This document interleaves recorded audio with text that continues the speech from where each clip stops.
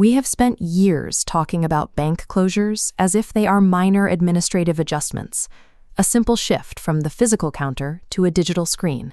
But this language hides the reality. Physical branches are civic infrastructure, as vital to a functioning town as its power grid or water pipes. This map shows the physical footprint of Australia's banking system. According to the Reserve Bank's January 2025 analysis, the number of ADI branches, that stands for Authorized Deposit-Taking Institutions, essentially banks and credit unions, has fallen by nearly 50% since 2011. That disappearance is accelerating. In the single year leading up to June 2024 alone, 230 branches closed their doors for good. The geography of this retreat leaves a stark reality behind. Right now, around 120 Australian communities have exactly one cash withdrawal point left. Another 180 communities have zero physical access to cash whatsoever. Accepting this as a natural byproduct of technology is a mistake. What we are actually watching is the systematic hollowing out of a national utility, leaving entire regions cut off from the physical financial system. When a town loses its branch, the local economy immediately takes on new friction. Cash becomes harder to deposit at the end of the day and harder for locals to withdraw and spend. The burden of this shift falls heavily on specific groups. Small business owners are forced to carry higher risks holding cash overnight. Older Australians lose a reliable place to get in-person help, and people with disabilities face an added barrier to managing their own money independently. Then comes the secondary decay. A bank gives people a reason to travel into a town center. When it leaves, the main street loses an anchor. The foot traffic drops off, and adjacent shops begin to feel the squeeze.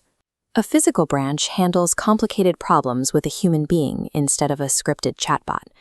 It serves as a visible, economic signal that a community is still seen and still valued by the rest of the country. To understand why this is happening, we have to look at how these institutions are built. Private banks are not public utilities. Their primary legal duty is to capital allocation and commercial return for their shareholders. Universal civic service is not in their mandate. If a regional branch doesn't fit the preferred profitability model, keeping it open becomes mathematically impossible under strict corporate logic. Private banks are functioning exactly as they were designed to.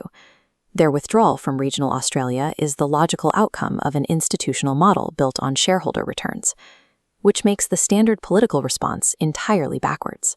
For years, the default government strategy has been to simply plead with private banks to act against their own commercial interests and stay open anyway. As long as the physical reach of our financial system relies entirely on a private profit and loss calculation, the map will keep going dark. The geographic retreat is inevitable. Digital banking is highly efficient, and it's certainly here to stay. But digital convenience for some people does not equate to practical, reliable access for everyone. We are building a financial architecture that works perfectly right up until the moment it faces a stress test. In a blackout, a communications failure, or a cyber incident, a cashless society stops moving entirely. The Council of Financial Regulators and the ACCC highlighted this specific danger in their July 2025 consultation. They warned that physical cash acts as critical infrastructure and a vital fallback during natural disasters. When a regional emergency hits, apps are useless and digital terminals go dead. A community without a physical financial fallback is immediately stranded, unable to buy food, fuel, or emergency supplies. Physical banknotes represent decentralized resilience. They function as a tangible safety net that remains active even when the grid goes dark. By allowing the cash system to wither, we are choosing a dangerously brittle financial structure. It relies entirely on a fragile network of servers and cell towers, and its weakness is exposed all at once the moment a crisis hits. Solving this requires a shift in how we categorize money. We have to treat cash distribution and face-to-face banking not as a residual business line, but as an essential, guaranteed national service. The official evidence points directly toward a structural solution. In May 2024, a Senate inquiry into regional closures explicitly recommended an expert panel to examine establishing a publicly owned bank. This public option wouldn't need to replace private banking.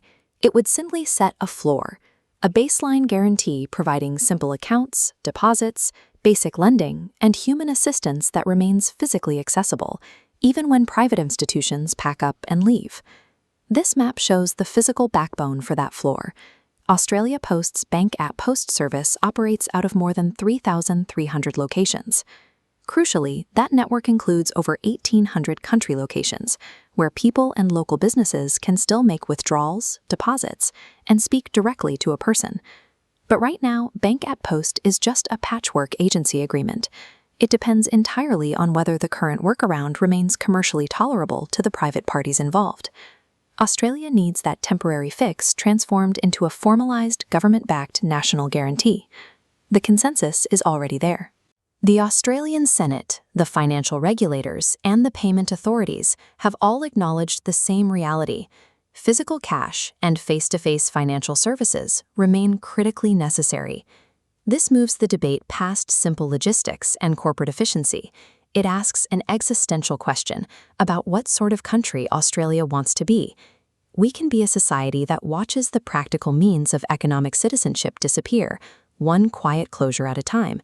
Or we can be a country that actively engineers physical inclusion, ensuring institutions remain present simply because society needs them to be there. A public bank anchors regional and rural communities within the nation's practical life, providing a permanent guarantee that these areas are not disposable.